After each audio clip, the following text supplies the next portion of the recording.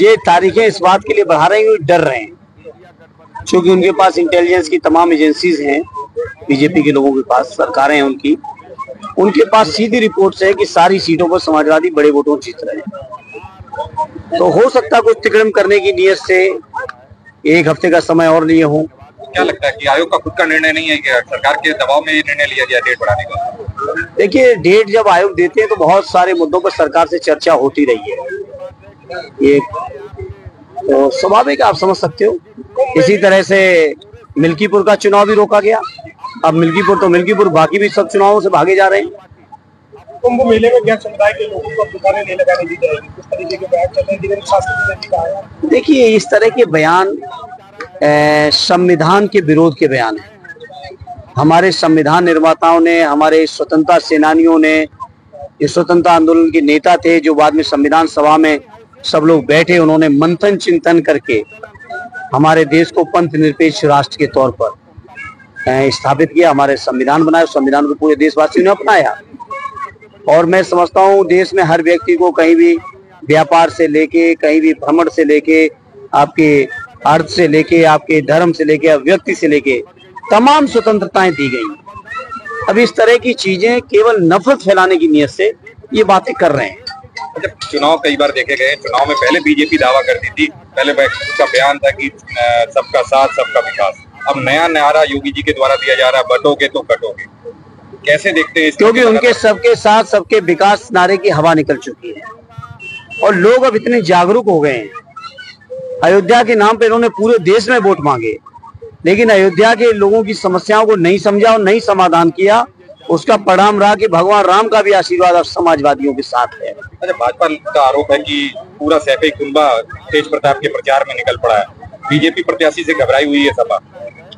ये देखिए, सैफई कुनबा ये कुनबा कहना, ये अपमानजनक तरीके से अपमानना गलत बात है।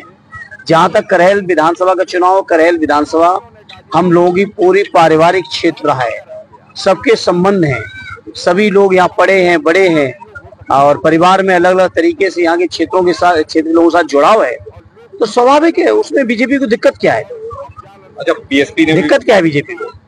अगर कास्ट फैक्टर की बात करें तो यादव सबसे ज्यादा है और शाक्य दूसरे नंबर पे आता है। बीएसपी ने शाक्य प्रत्याशी खेल के दाव चलाया। सारा पीढ़ी, अब ये छोड़िए बांटने और काटने वालों की बातें, उन्हीं बातों में पत्रकार मित्र आप भी फंस रहे हो। सारा पीढ़ी परिवार माननीय अखिलेश जी के नेतृत्व में एकत्रित है और जिस तरह से लोकसभा का परिणाम आया उससे भी बेहतर परिणाम आने वाले विधानसभा के इस उपचुनाव में भी और आम चुनाव में तो फिर इतिहास रचना ही रचना है। बीजेपी प्रत्याशी आपका नाम लेकर के काफी जोड़ा जा रहा है, किस तरीके से? देखिए, इसमें कोई बात नहीं है, कोई चीज ऐसी नहीं है जो छुपी हो आप सबसे भी, या प्रदेश और देश में किसी छुपी हो। जरूर रिश्ते रहे, लेकिन जिस दिन से उन्होंने भारतीय जनता पार्टी ज्वाइन की है, कोई भी व्यक्ति कह दे इस क्षेत्र का, हमने किसी तरह का कोई संपर्क किया हो या संपर्क रखा उनसे। और इस बात को मैं 19 में कह चुका हूँ, मैं तो बार बार रिपीट करने की मैं नहीं समझता कोई जरूरत है। अच्छा, सपा प्रत्याशी नसीम सोलंकी शिव मंदिर कहते हैं, जिसके कारण वहाँ पे फतवा जारी किया गया है, कैसे देखते हैं इस फतवे को? मंदिर देखिए, हम समाजवादी लोग हर वर्ग के लोगों का सम्मान करते हैं, हर जाति मजहब की जो परंपराएं हैं, जो आस्थाएं हैं, उनका सम्मान करते हैं। पत्नी जी ने कहा है कि वक्फ बोर्ड का जो संशोधन बिल लाया जा रहा है वो काफी खतरनाक है। वो 100% उन्होंने सही कहा है।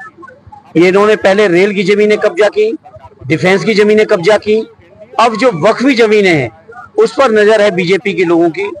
वो सरकारी बोर्ड बना के जो उसका मूल उद्देश्य है, जिन लोगों ने वक्फ की है जमीनें, उनकी जमीनों को छीनने का प्रयास हो रहा है और इसको समाजवादी पार्टी ने सदन में भी पुरजोर विरोध किया है। अभी हम लोग आएगा सदन में मामला, फिर से मजबूती से विरोध करेंगे और मुझे उम्मीद है विपक्ष की एकता के आगे ये बिल आगे नहीं चल पाएगा।